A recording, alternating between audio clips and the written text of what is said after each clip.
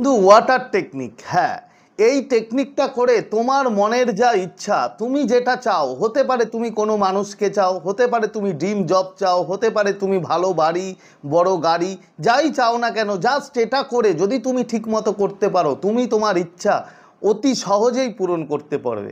তা কি করতে হবে তোমাকে? বেশি কিছু না, নর্মাল করতে হবে। জাস্ট একটা কাচের গ্লাসও নেবে, কাচের গ্লাসে জল ভরবে, ভরে জাস্ট গ্লাসটা এইভাবে ধরবে, ধরে বুকের কাছে নিয়ে আসবে, নিয়ে এসে জাস্ট একভাবে তুমি জলের দিকে তাকাবে এবং তাকানোর পরে তোমার যে ডিজায়ার, তুমি যেটা চাও, জাস্ট সেটাকে ভিজুয়ালাইজ করবে যে সেটা অলরেডি হয়ে গেছে।